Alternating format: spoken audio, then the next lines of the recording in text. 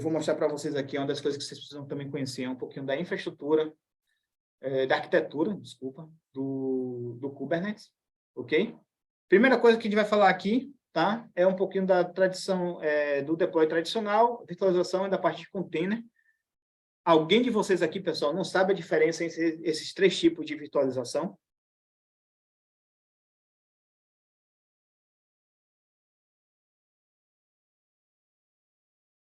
Todo mundo aqui sabe? Vou fazer um overview, então, bem rápido, tá? No deploy tradicional, você tem um hardware, você tem aqui o sistema operacional, você tem os seus aplicativos. Vamos lá, um servidor Dell, um Ubuntu, e aqui você tem ali o Apache, o MySQL, e por aí vai, tá? Qual é o problema desse deploy tradicional? Você perder a máquina aqui, o sistema operacional, você perde tudo que você está dentro. Para você fazer um sync disso aqui, você tinha que ter 3, 4, 5, 6 máquinas dentro do seu data center, um Fiber Channel ali para fazer a sincronização ali da parte de hardware.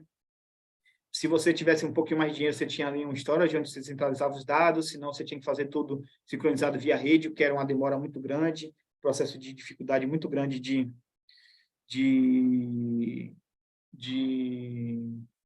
para fazer essa estrutura, tá em alta disponibilidade. Aí veio a virtualização padrão, tá? VM ali, Virtual Machine, o Zen, o Xen, né, que a gente chama e tal. Veio bastante parte da parte de virtualização. Você tem um hardware, tem um operacional, o hypervisor, que poderia ser, por exemplo, aqui uma VM. Você tinha as máquinas virtuais, mas a máquina virtual tinha todo o processo, tinha aqui um sistema operacional, as bibliotecas e os aplicativos, tá? O que facilitou? Com o mesmo hardware, você tinha vários sistemas operacionais instalados e podia fazer ali a sincronização. Qual era o problema? Você morreu isso aqui, você morre tudo, você tinha também que ter várias máquinas e por aí vai. Tá? Com a parte de container deploy, tá? A parte de containerização, por isso que eu falo que é bem importante vocês terem um conceito um pouquinho do que é containers, tá? Você tem um hardware, um sistema operacional, um container runtime, tá? Que a gente vai conhecer um pouquinho sobre eles, que hoje tem o Docker, o Containerd, são os dois mais conhecidos, e tem o CRI-O, também são os três existentes, mas a gente vai falar um pouquinho mais à frente sobre isso. E você tem aqui os containers rodando suas aplicações. O que é que aqui melhora, tá, pessoal? Você não tem vários sistemas operacionais. Ou seja, você mantém apenas um sistema operacional para dar suporte a todas as aplicações. Nesse caso aqui, você teria que ter um sistema operacional raiz e vários sistemas operacionais distribuídos. Imagine quem trabalhou aqui nessa parte de infraestrutura mais tradicional com o VMware, você tinha ali um vCenter, sei lá, com 10 máquinas servidoras agregadas no próprio vCenter, você tinha lá, às vezes, 50, 60 máquinas virtuais, só com 50, 60 instalado o Windows, por exemplo. Cara, sair uma atualização, você tinha que sair instalando todos os seus Windows, você tem ali um centralizador ali de atualização para fazer essa atualização, mesmo assim, você tinha que atualizar todos, reiniciar todos e por aí vai. Era um trabalho muito grande, tá? Com essa parte de containerização, isso diminuiu bastante. Você hoje tem apenas o sistema operacional, rodando ali o container, você pode ter aqui o Windows ou Linux, tanto faz, você tem ali o Docker ou o Kubernetes também para o Windows, você pode estar rodando ali os seus containers ali dentro, tá? Aí, isso aí, quando não quer usar o vCenter, vai standalone mesmo, você tem ali vários vCenter ali, esqueci o nome agora do sistema operacional da VMware, que você tem ali vários instalados, e aí você vai fazendo a atualização deles e a gestão deles ali. Não tem muito para onde correr. SXI, exatamente. Tá? E por aí vai, tá? Aí é bem importante, tá, pessoal, que vocês leiam. Aqui já é uma parte mais teórica. Normalmente não cai na prova, tá, pessoal? Como eu falei, a prova é 100% prática. Mas para vocês conhecerem, tirarem alguma dúvida, conhecer tal, é bem importante que vocês tenham um conhecimento sobre essa parte de conceitos dos componentes do Kubernetes, beleza? Temos aqui um overview mesmo dos componentes. Ok, pessoal? Também não cai na prova. A parte teórica não vai te perguntar o que é um control panel, o que é um etcd, mas é importante que vocês tenham conhecimento disso, principalmente na prática, quando vocês forem tomar conta de alguma estrutura grande, vocês precisam entender um pouquinho de cada coisa, tá? Você tem aqui o control panel, tá? Que é o painel controle central, normalmente ele roda no servidor master, onde você tem o control manager, tá? Onde ele faz toda a parte de gestão do cluster. A API, que é que faz a gestão, como qualquer API, é que faz a gestão de comunicação entre todos os outros módulos, ok? O schedule, que faz a parte de gestão de tempo, ou seja, onde vai schedular, onde vai gerir a parte de levantamento dos seus pods, a depender da quantidade de nodes que você tenha. Você tem o etcd, que é a base de dados, tá? Que é um Persistent Story, onde fica gravado todas as informações da sua base de dados. A gente vai aprender e tem que aprender. Aqui eu já vou falar que é uma das questões que com certeza vai cair na prova de vocês, é como fazer o backup e restaurar o etcd, tá, pessoal? Lembrando que é através desse arquivo, tá? Que é um arquivo onde você tem toda a informação do seu cluster, quantidade de pods, quantidade de nodes e por aí, informações de nome, DNS, por aí vai. Está dentro dessa base de dados. A gente vai ter que aprender, é um dos principais requisitos da prova, é aprender a fazer o backup, depois fazer o restore desse banco de dados, para você restaurar um cluster seu que venha a danificar, ok? Você tem o Kubernetes, que é o serviço que vai rodar em cada node, que vai fazer a gestão dos seus pods. Você tem um kproxy, que não necessariamente é utilizado, tá? O kubectl, que faz a parte de proxy para os seu cluster, e tem os nodes, tá? Que são os workers, que são as máquinas aí, você pode ter de uma a quantas máquinas vocês quiserem, tá? Normalmente tem um limite, se não me engano, de 1000 nodes para fazer a gestão, mas aí são clusters muito, mas muito grandes. A gente tem mais ou menos 750 nodes, eu digo para você que é um cluster muito grande, tá? Ou seja, é difícil você ter mais do que isso, e o ideal até é que você tenha menos para você fazer uma melhor gestão, beleza? Esses componentes todos, pessoal, é importante que vocês conheçam, que vocês leiam, tá? É obrigatório para vocês conhecerem, mas não é obrigatório para a prova. Mas, de novo, vocês que querem só se basear na prova, para o mercado pode ser até legal, você pode até conseguir um emprego, mas depois podem passar sufoco, tá? Se vocês não conhecerem esses componentes, não conhecerem um pouquinho mais da parte teórica. Eu sei que muita gente aqui é muito técnico e foge da parte teórica, mas digo para vocês, pessoal, a diferença de um bom técnico, tá, para um mau técnico é justamente conhecer, saber bastante a parte prática é importante, mas saber um pouco da teoria, porque ajuda bastante na parte de troubleshoot. Cara, poxa, mas existe aqui um componente aqui que é o schedule, poxa, eu vou verificar como é que isso está funcionando, se isso está funcionando e tal, porque às vezes não está tão claro você simplesmente aprender comandos e sair copiando comandos, tá? Para quem me conhece aqui, apesar de eu ter muitas certificações, tá, pessoal? Essas certificações é muito mais voltado para o meu mercado de formação, para poder eu ter conhecimento como é que são as provas e tal, do que principalmente, essencialmente para a minha carreira.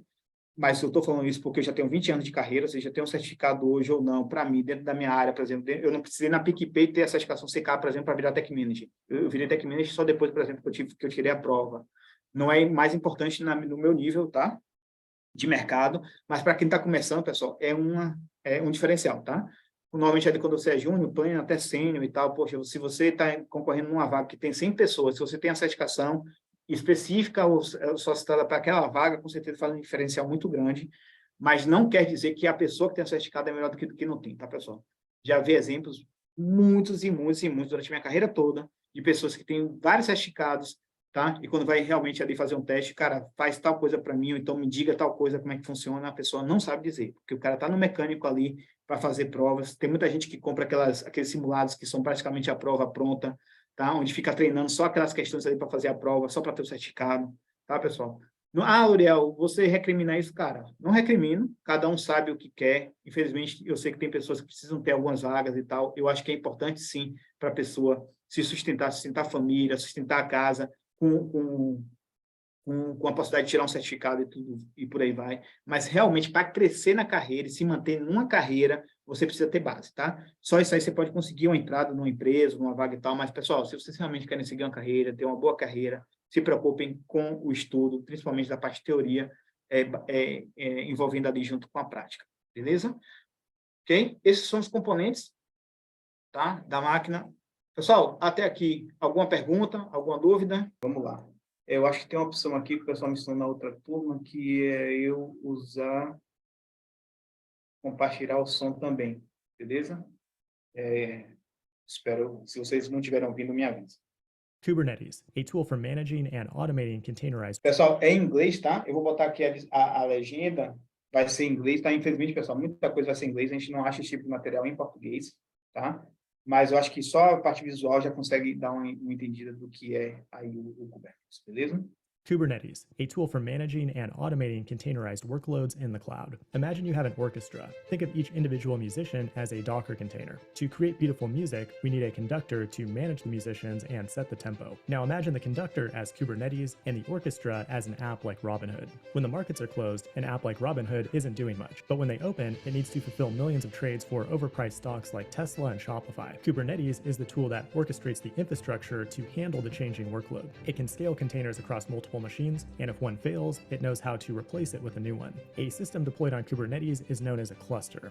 The brain of the operation is known as the control plane. It exposes an API server that can handle both internal and external requests to manage the cluster. It also contains its own key-value database called etcd, used to store important information about running the cluster. What it's managing is one or more worker machines called nodes. When you hear node, think of a machine. Each node is running something called a kubelet, which is a tiny application that runs on the machine to communicate back with the main control plane mothership. Inside of each node, we have multiple pods, which is the smallest deployable unit in Kubernetes. When you hear pod, think of a pod of whales or containers running together. As the workload increases, Kubernetes can automatically scale horizontally by adding more nodes to the cluster. In the process, it takes care of complicated things like networking, secret management, persistent storage, and so on. It's designed for high availability, and one way it achieves that is by maintaining a replica set, which is just a set of running pods or containers ready to go at any given time. As a developer, you define objects in YAML that describe the desired state of your cluster. For example, we might have an Nginx deployment that has a replica set with 3 pods. In the spec field, we can define exactly how it should behave, like its containers, volumes, ports, and so on. You can then take this configuration and use it to provision and scale containers automatically, and ensure that they're always up and running and healthy. This has been Kubernetes in 100 seconds. Like and subscribe for more, and you can support my work by sponsoring me on GitHub or by becoming a pro member at Fireship.io for even more content. Thanks for watching. Vamos lá, pessoal. Alguém não entendeu? Alguém aqui nunca viu falar de Kubernetes, está totalmente perdido, pessoal? Lembrando, tá, pessoal? Esse curso não é curso básico, tá? É um curso para preparar para vocês para ser CCAR, e precisam conhecer. Ele é bem rápido, porque justamente a ideia do vídeo é ter um vídeo em 100 segundos, tá? Realmente não é tão calminho e tal, é justamente só para ter uma visão, pessoal, mas basicamente, tá? Só para vocês entenderem, o Kubernetes, ele é ali até associado ali ao navio, tá? Que faz a orquestração dos seus containers, tá? A parte do Docker é a parte de containerização, onde faz a parte de gestão dos containers, tá? A gente vai ver que ele é chamado de Container Runtime. A gente vai verificar aqui na documentação que até o que eu tinha falado lá no grupo, eu não lembro qual exatamente, que já tinha deixado o Docker instalado. Só que o que acontece, tá, pessoal? O Container Runtime existem 3, que é o CRI-O, o Containerd e o Docker. Tá? O Docker sempre foi mais utilizado, o Docker é uma ferramenta de mercado muito bem conceituada e tal. Porém, o Kubernetes ele deixou de usar o Docker como padrão, tá? No Container Runtime deles. Atualmente é o Containerd, que é a base do container, tá? Do runtime. Porém, o Containerd é mantido pela Docker, tá? Porém, é a raiz da containerização mesmo, é o Containerd, tá? A Docker tem o subsistema dele, Docker, que usa o Containerd para fazer gestão dos pods, tá? Dos containers. E o Docker tem a ferramenta chamada Docker Swarm, que é a parte de orquestração, tá? Dos containers do Docker, beleza? O Kubernetes, ele usava o Docker como base, tá? Mas deixou de usar e agora está usando o Containerd como base raiz do Container Runtime. E o Kubernetes, ele é o orquestrador, assim como o Docker Swarm, ele é o orquestrador dos containers, tá? Ou seja, muita gente confunde o Docker com o Kubernetes, eles não são a mesma coisa, tá, pessoal? O Docker é um subsistema que utiliza ali o Containerd como runtime para fazer gestão de containers, porém tem uma ferramenta chamada Docker Swarm, tá? Que é que faz a orquestração dos containers para o Docker, e o que é equivalente ao Kubernetes, ou seja, o Kubernetes é equivalente ao Docker Swarm e não ao Docker padrão, beleza? Basicamente, o Kubernetes ele entrou aí no mercado de forma muito poderosa por ser uma ferramenta criada pela Google, tá? Para o data center hoje da Google, toda a gestão da Google é feita através do Kubernetes, tá? É mantido pela própria Google, porém, ele foi adotado, tá? Pela comunidade de software livre, e aí é mantido, tá? Agora, não é a Google, basicamente, ela entregou o código-fonte para o mercado, para as comunidades de software livre, tá? Open source, e aí o código agora é mantido pela comunidade open source, tá? E, porém, tá? Tem tudo ali, várias empresas, como falei, até a própria Google, a Microsoft, Red Hat, várias empresas ali utilizam o Kubernetes hoje como ferramenta de mercado, ok? Porém, nada mais é do que um orquestrador de containers ali que vai ajudar você a trabalhar com seus pods, beleza? O que a gente vai fazer primeiro, tá, pessoal? A gente precisa entender a parte de instalação, tá? A gente precisa fazer a instalação do nosso cluster.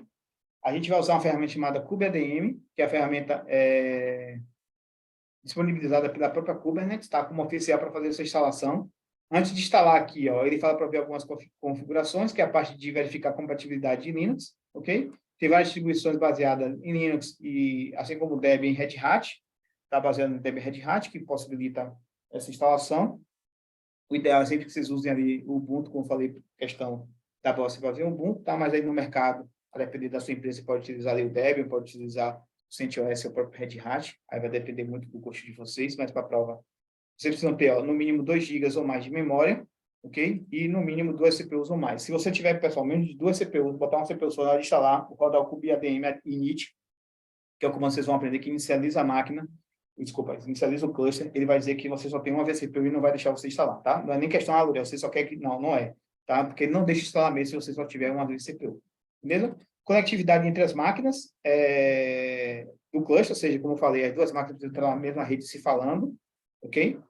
Mesmo sendo privado ou público, independente do que seja, as máquinas precisam ter um único nome, MAC address e product ID, né? Ou seja, a máquina ser única na sua rede. Algumas portas estarem abertas. Como a gente está trabalhando em ambiente local, tá, pessoal? Não tem preocupação em relação a essas portas. Basicamente, aqui a porta 6443 precisa estar aberta, ok? É a porta principal de comunicação entre o cluster e o master e os nodes. Mesmo quando a gente está trabalhando em rede local, normalmente a gente não tem essa dificuldade de comunicação, e está com o swap desabilitado, senão o kubelet não funciona, ok? Em máquinas como levantadas o EC2 ou máquinas virtuais na Azure ou em outra cloud, pelo que eu sei, tá? Principalmente na AWS, tenho certeza, ele não levanta mais swap, vocês não precisam se preocupar com isso, porém, se vocês estiverem fazendo na máquina local, eu vou ensinar qual é o comando que você faz para desabilitar o swap, ok? Eu vou inicializar aqui a minha máquina principal, já inicializei, tá, pessoal? Vou aqui na parte de conectar. Eu vou usar um cliente SSH, eu vou usar o Git Bash, que vocês podem utilizar o que vocês quiserem. Pode ser put, pode ser o MobaXterm, pode ser o que vocês quiserem em terminal, tá, pessoal? Eu vou usar aqui o meu Git Bash mesmo, ok? E vou conectar essa máquina. Alguém disse que tem alguma dúvida aí? Pode falar, Francisco. Então, Luriel, você está me ouvindo? Estou sim.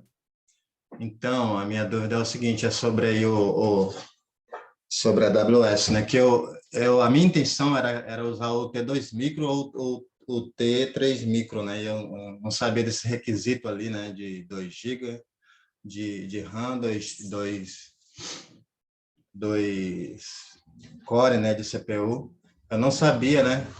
Aí eu queria tirar uma dúvida contigo aí, que eu vi que tu usa ali o T3 Small, né? Aí eu queria ver contigo quanto está gerando de custo ali nesse teu na tua experiência aí de utilização, né? Vou botar aqui agora, tá, Francisco? Eu tinha mandado no grupo, até tá lá marcado, fixado lá, tá, em relação a isso, ok? Que tem realmente que ser essa configuração, tá?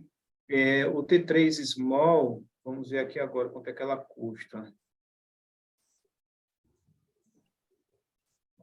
Errado aqui. Mas aí tu desliga ele todo dia, tu desliga todo dia, né? Ou tu mata a instância todo acabar dia. aqui, eu apago mesmo a máquina e depois eu recrio ela, tá? Eu não deixo ela criada o tempo todo, não. Toda vez eu instalo, porque a instalação, vocês vão ver que é bem rapidinho, tá, pessoal? A menos que, como eu falei, vocês tenham realmente uma dinâmica boa de estudo aí, vocês podem deixar ligado, tá? A T3 Small, ela custa 0,2 centavos por hora, tá? Ou seja, pensando aí que a gente vai usar mais ou menos 2 horas por dia, vai dar 40 centavos de R$ 2 por dia, tá? De aula, ok? Ou seja, em um mês aí, eu não sei, não saberia dizer exatamente, quem puder fazer essa continha aí rapidinho, mas ela é barata, tá? Ela é muito baratinha. Ela custa mais ou menos R$ 1 por hora.